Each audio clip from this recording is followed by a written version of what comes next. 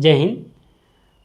हमने पॉलिटी और कॉन्स्टिट्यूशन शुरू किया था, तो सर अपने पहले लेक्चर में आप लोगों को बताया था कि संविधान के बारे में बताया था और राज्य व्यवस्था के बारे में बताया था, राजनीति शास्त्र के बारे में बताया था। इनमें आप लोगों को डिफरेंस बता दिया था क्या होता है, और फिर इससे आगे आप लोगों को अनुसूचियाँ बताया था, भाग बताया था और क्लास सब क्लास के बारे में बताया गया था। तो अब इसके आगे का पार्ट शुरू करते हैं, संविधान का वर्णन।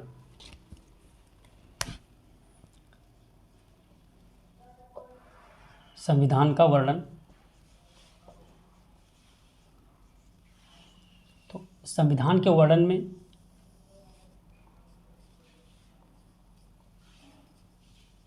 संविधान का दर्शन शामिल है और सरकार का गठन, जैसे विधायिका, कार्यपालिका, न्यायपालिका, और फिर इसमें विविध में क्या पढ़ाया जाएगा आप लोगों को? निर्वाचन आयोग, जैसे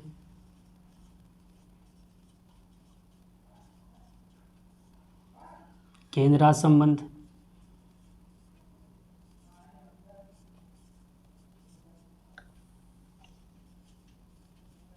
केंद्र राज्य संबंध,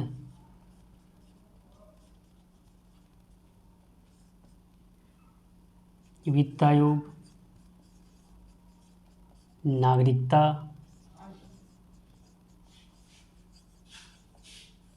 आदि, और बहुत सी चीज़ें पढ़ाई जाएंगी आप लोगों को, ठीक है। तो संविधान के दर्शन में क्या पढ़ाया जाएगा? प्रस्तावना, इसको प्रियम्बल कहते हैं,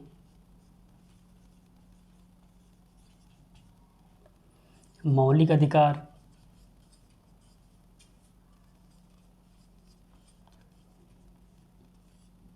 जिसको फंडामेंटल राइट कहते हैं, नीति निर्देशक तत्व, जिसको डीपीएसपी कहते हैं, directive principle of state and policy. फिर मौलिक कर्तव्य, फंडामेंटल ड्यूटीज, मौलिक कर्तव्य, फंडामेंटल ड्यूटी के बारे में। तो हमने बताया कि संविधान का दर्शन, तो सबसे पहले आप लोगों को दर्शन का मतलब पता होना चाहिए क्या होता है। दर्शन का मतलब पता होना चाहिए क्या होता है। तो दर्शन का अर्थ अगर समझोगे तो इसका अर्थ होता है देखना। दर्शन का अर्थ क्या होता है? देखना। तो संविधान का दर्शन किसको बोला गया है? प्रस्तावना को, मौलिक अधिकार को, नीति ऐसे तत्व को और मौलिक कर्तव्य को दर्शन क्यों बोला गया है? क्योंकि इसमें भारत के भविष्य की रूपरेखा का उल्लेख किया गया है। कैसे रूपरेखा का उल्लेख किया गया है? जैसे प्रस्तावना में क्या बताया गया है? प्रस्तावना में बताया गया है कि हम भारत के लोग भारत को संपूर्ण प्रभुत्व संपन्न, समाजवादी, ठीक है, धर्मनिरपेक्षता, तो ये सब क्या है? ये सब आदर्शवादी अवधारणाएं हैं, ठीक है। इनको प्राप्त करने की कोशिश की जाती है, ठीक। तो हमेशा प्रश्न में पूछता है कभी कभी कि संविधान का दर्शन किस में निहित है? तो एक ऑप्शन, 4 ऑप्शन दिए होते हैं, एक ऑप्शन में प्रस्तावना दिया होता है। जब कभी कोई प्रस्तावना ना दिया हो तो अगर इन तीनों में कोई दिया होता है तो इन दोनों को सही माना जाता है। वैसे मूल रूप से देखा जाए जो प्रस्तावना है ये संविधान का दर्शन है, ठीक। तो फिर क्या होगा कि इसमें सरकार का गठन, तो अब इसमें क्या पढ़ेंगे? सरकार का गठन। तो सरकार क्या होती? सरकार एक ऐसी संस्था होती है जो शासन संचालन का कार्य करती है। तो संस्था का मतलब पता होना चाहिए क्या होता है। संस्था क्या होता है कि कुछ लोगों का समूह होता है। संस्था कुछ लोगों का समूह होता है जो निश्चित उद्देश्यों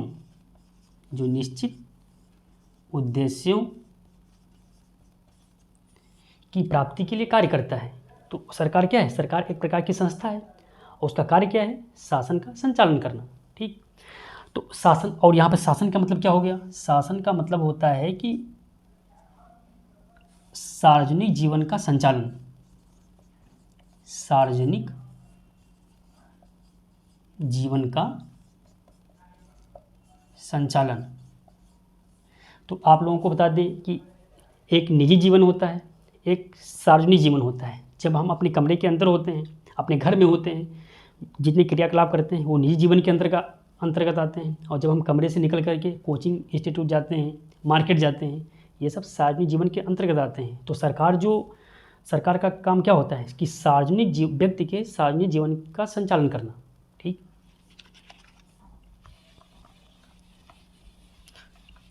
तो जो सरकार होती है, सरकार के कितने भाग होते हैं? सरकार के 3 भाग होते हैं, जिसको विधायिका कहते हैं, कार्यपालिका कहते हैं, विधायिका, कार्यपालिका और न्यायपालिका। तो विधायिका क्या होती है? विधायिका एक ऐसी संस्था है जो कानून बनाने का कार्य करती है। ठीक। विधायिका क्या है? विधायिका एक ऐसी संस्था है जो कानून बनाने का कार्य करती है।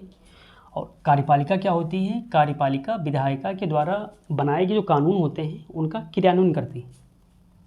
यह कानूनों का क्रियान्वयन करती है। और जो न्यायपालिका होती है, ये न्यायपालिका विवादों का निपटारा करती है। विवादों का निपटारा करती है। तो कोई पूछेगा कि विधायिका क्या होती है? विधायिका ऐसी संस्था होती है जो कानून बनाने का कार्य करती है। और कार्यपालिका उन कानूनों को क्रियान्वित करती है। और न्यायपालिका क्या करती है? जब विवाद उत्पन्न होते हैं उनका निपटारा करती है। ठीक है। तो जो विधायिका होती है,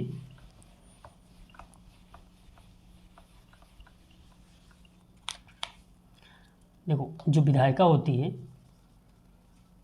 विधायिका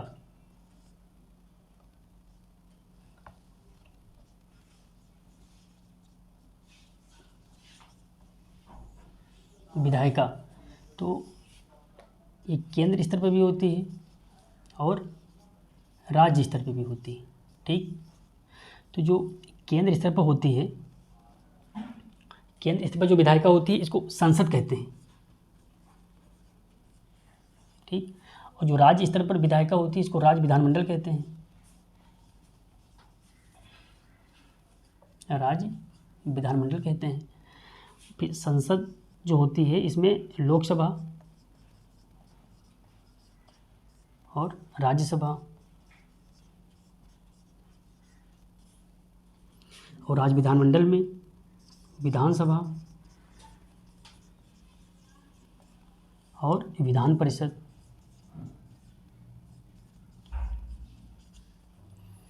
तो केंद्र के स्तर पर जो विधायिका होती है इसको संसद कहते हैं। और राज्य के स्तर पर जो विधायिका होती है इसको राज्य विधानमंडल कहते हैं। संसद में लोकसभा, राज्यसभा होती है।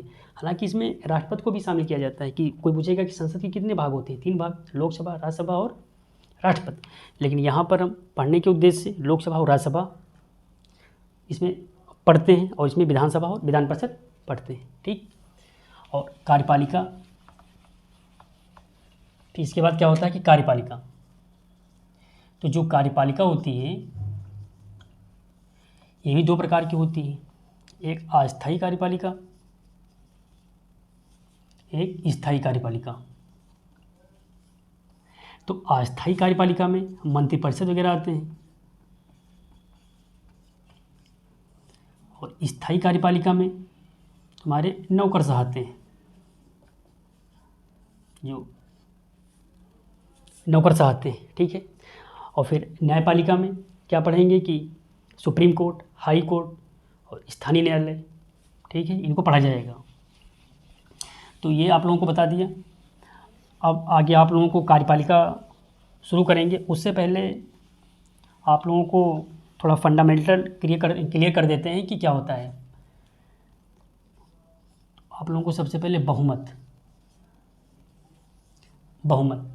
में क्या होता है? एक होता है साधारण बहुमत,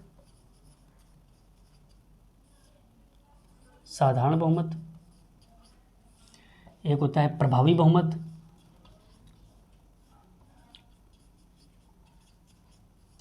एक होता है विशेष बहुमत।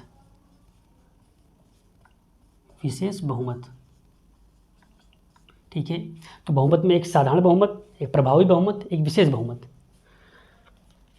तो साधारण बहुमत क्या होता है? साधारण बहुमत होता है ये उपस्थित और मतदान करने वाले सदस्यों का बहुमत। क्या होता है? उपस्थित और मतदान करने वाले, उपस्थित और मतदान करने वाले सदस्यों का बहुमत। जैसे एग्जाम्पल के रूप में उपस्थित 200 लोग हैं और मतदान 180 लोग किए, तो इनका जब बहुमत निकाला जाएगा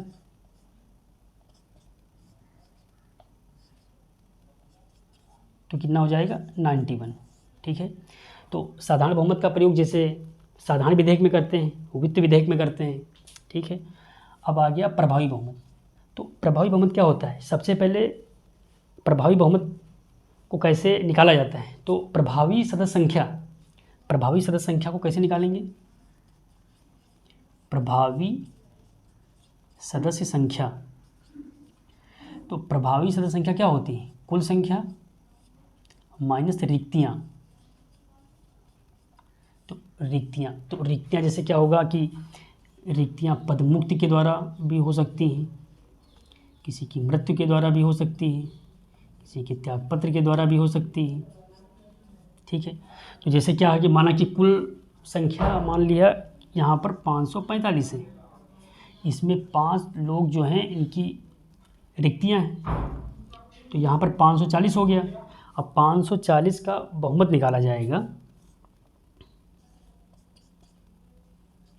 तो कितना हो जाएगा? 271। ठीक है। तो प्रभावी बहुमत होता है कि प्रभावी सदस्य संख्या का बहुमत। ये कैसे निकाला जाता है कि कुल संख्या माइनस रिक्तियाँ पदमुक्ति के द्वारा भी हो सकती है, मृत्यु के द्वारा भी हो सकती है, त्यागपत्र के द्वारा भी हो सकती है। तो कुल संख्या में से जब रिक्तियों को निकाल देंगे, उनका बहुमत निकाला जाएगा तो वो प्रभावी बहुमत कहलाता है। इसका प्रयोग संसद में 8 जगह पर किया गया है। तो शुरू करते हैं। फिर प्रभावी बहुमत होता है। प्रभावी बहुमत का प्रयोग संसद में 8 जगह पे किया गया है। कहाँ पे किया गया है? तो लोकसभा में सबसे पहले, लोकसभा में अध्यक्ष को पदमुक्त करने के लिए और उपाध्यक्ष को पदमुक्त करने के लिए।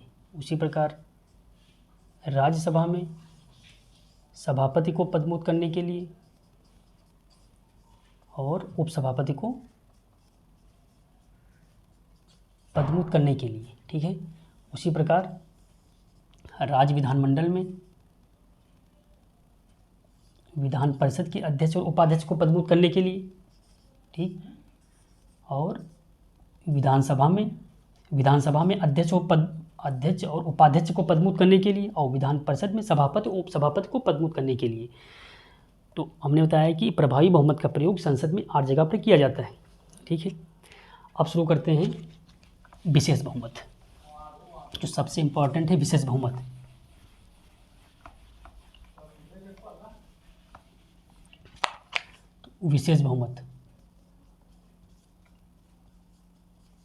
विशेष बहुमत। ठीक है। तो विशेष बहुमत 3 प्रकार का होता है। एक होता है उपस्थित और मतदान करने वाले सदस्यों का बहुमत। उपस्थित और मतदान करने वाले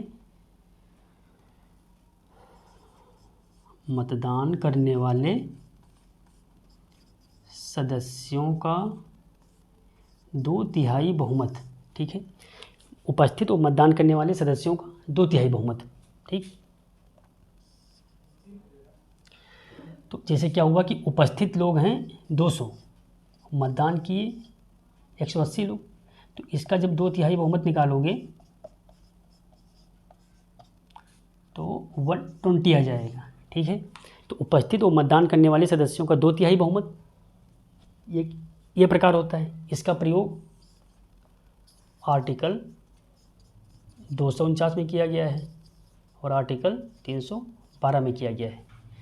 तो हमने बताया कि 249 और 312। 249 में क्या कहा गया है? 249 में कहा गया है कि यदि राज्यसभा उपस्थित और मतदान करने वाले सदस्यों के 2/3 बहुमत से प्रस्ताव पारित कर देती है तो संसद राज्य सूची के विषय पर कानून बना सकती है।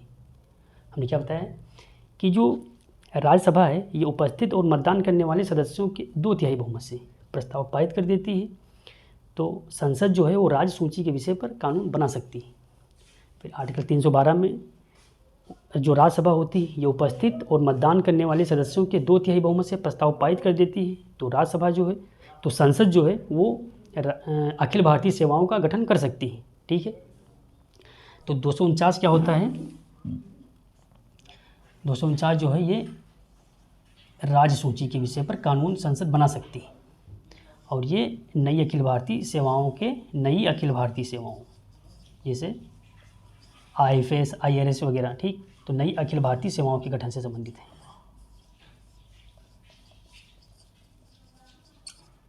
ठीक है, तो विशेष बहुमत का एक प्रकार समझ में आ गया। अब दूसरे प्रकार पर आते हैं।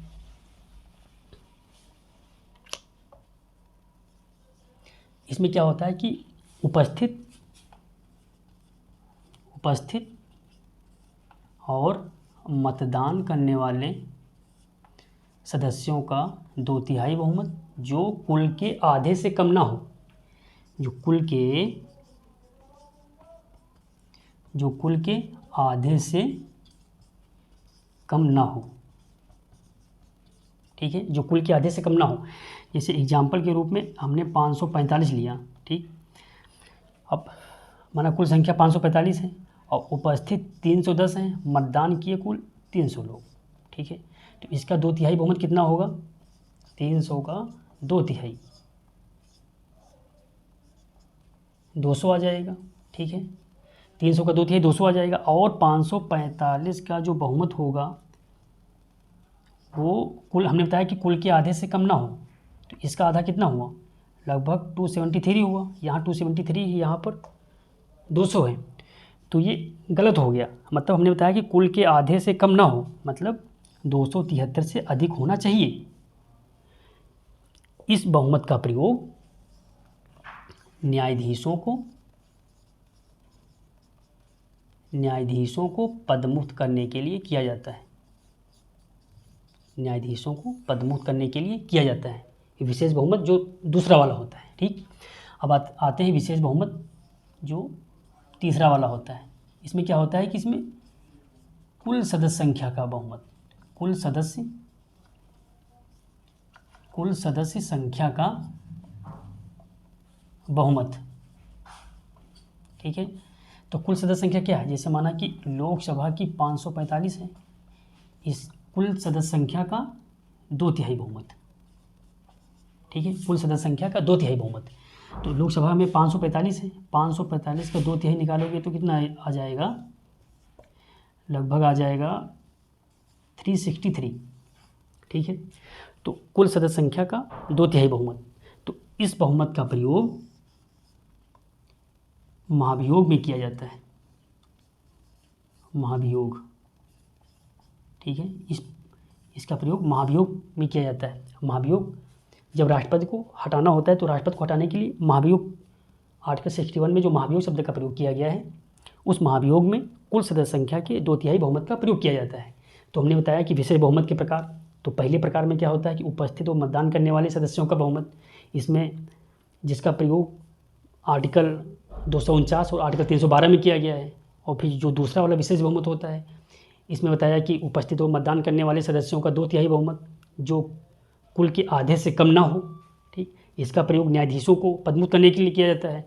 और फिर जब विशेष बहुमत जो तीसरा वाला बताया कि कुल सदस्य संख्या का बहुमत, इसका प्रयोग महाभियोग में किया जाता है। तो आज आप लोगों को इतना समझाया है। इसके बाद में हम शुरू करेंगे कि केंद्र की, इसके बारे में आप लोगों को राष्ट्रपति शुरू करेंगे, उसके बाद में संघ की कार्यपालिका शुरू करेंगे। ठीक, तब तक के लिए आप लोगों का धन्यवाद।